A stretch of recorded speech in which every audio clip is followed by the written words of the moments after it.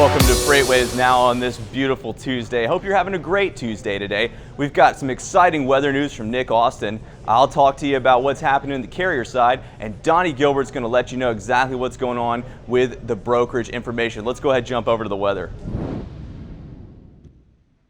Welcome to FreightWaves Weather, your Tuesday edition. I'm FreightWaves meteorologist Nick Austin. We're still waiting for this big early season winter storm, the second one of the season to hit the northern Rockies. It's really going to get going later on today, and especially into the evening hours all the way through the day tomorrow and possibly into early Thursday.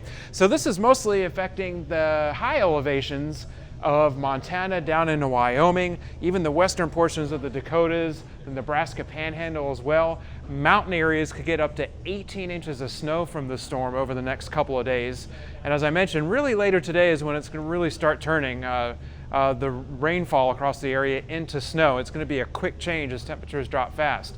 There's going to be some areas of icing on some roads as well. A lot of the lower peaks in Montana, including areas around Billings, Helena, Bozeman, all the way down towards central and northern portions of Wyoming, even eastern Wyoming as well. The lower elevations could be getting anywhere from 5 inches to up to a foot in some spots. But it's not just the snow and some of the icy roads that are going to be a problem for supply chains out there. It's going to be the wind as well. Winds are going to be gusting up to 35, 40 miles per hour. So occasionally there will be blizzard and whiteout conditions where visibility will probably be down to just zero. Winds will knock down trees and power lines, which could lead to a lot of roadblocks and also power outages. So it's going to be lots of problems across this region over the next couple of days. The storm will eventually pull through the Dakotas and then into parts of western Minnesota, mostly Thursday and into the day on Friday. Not as much snow for those areas as out in the Rockies, but they'll certainly get their share, and the winds will be a problem with blowing snow in those areas as well.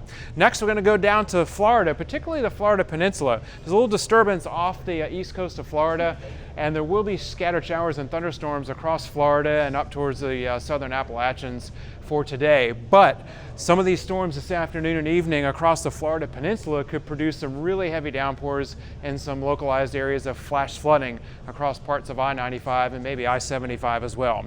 Next, we're going to go back to the Pacific. This is Super Typhoon Hagibis. Winds at 155 miles per hour. They're up to about 160 miles an hour yesterday. The storm brought a lot of wind and rain to parts of the U.S. territories of Guam and the Northern Mariana Islands yesterday, but it's going to make a slow move over the next several days towards Japan, towards eastern Japan, the big island of Honshu. So we're watching possibly disruptions for the ports of Tokyo and maybe Nagoya as well. That'll be late in the week and into the weekend. So a lot of the shipping lanes through this area, ocean vessels are going to have to either slow down and hang out for a while or just try and get around the storm somehow. That's what you need to know about your weather for today. Hope you have a great day and be careful out there.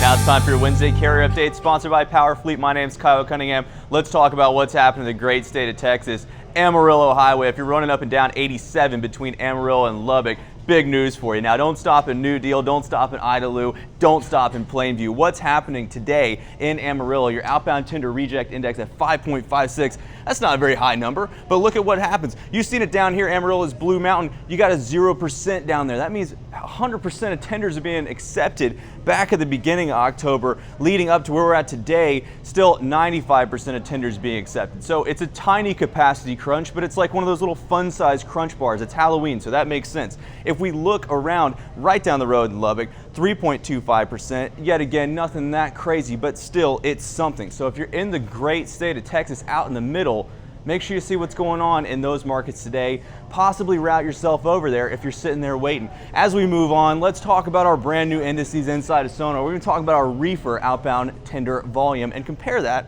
to our reefer outbound tender reject index, Greenville, South Carolina, and Columbia, South Carolina. So I went ahead and I highlighted this spider web of different lines because I want to show you just how important it is to make sure you watch these markets each and every day.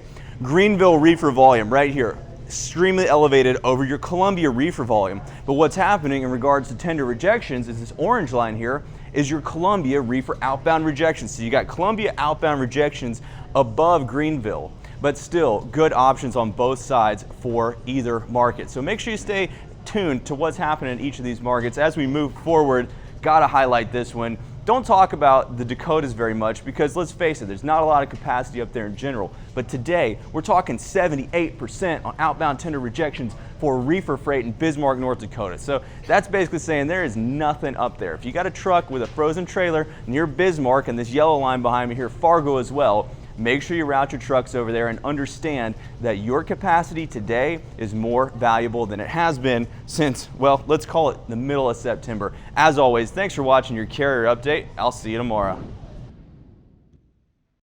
Now I'm here with our market expert, Donny Gilbert, talking about two brand new, extremely valuable indices inside of SONAR. Donny, go ahead and tell the folks at home what's going on the map today. All right, so I brought you a map today that is our reefer tender volume index. Now, before we had outbound tender volumes, but we've now broken down into both reefer and dry van. So before we were looking at our outbound tender volumes, either on the maps or on the charts, we might see tender volumes increasing. We weren't exactly sure, was it reefer or was it dry van loads that were making this increase possible? So now we've broken it down and I brought you the map here so we can see where the volumes are for reefer. I've also brought a map, this is the dry van, and you can see where the dry van volumes are. Atlanta, both times, lots of volume, right? Yes, and so here we can break it down and understand what's going on. And we also have this in inbound as well. So we know that our head haul index is our outbound volumes minus our inbound volumes. We don't have a reefer head haul index just yet. They're working on the reefer and dry van, but we can see the outbound and the inbound so you can make up your own and kind of figure out what's going on. So this is a new index. I'm very, very excited so that when we see volumes increase, if I'm a dry van carrier or I'm a broker, I want to see what is going on. I will understand better of what's going in the market. And a great example here is Evansville, Indiana. We see here in the blue, this is our outbound dry van tender, not tender reject, but tender volume now. And so we see it slightly declining. But here with the inbound, which is on the green line, we see it increasing a whole lot, which that is actually it's loosening up capacity. So now we can understand when we look at Evansville and see the increase or decrease in volumes, and we can look at it and dive deeper and say, this is dry van, and we're getting more inbound dry van than outbound dry van, and therefore our capacity is loosening up for dry vans. And of course, we can do it for the reefers as well. Thanks so much to Donny Gilbert for highlighting just how important and valuable these indices are. If you're watching, make sure you hit that like and subscribe button. Be sure to follow us on Facebook, LinkedIn, and Twitter. And as always, we'll see you again tomorrow.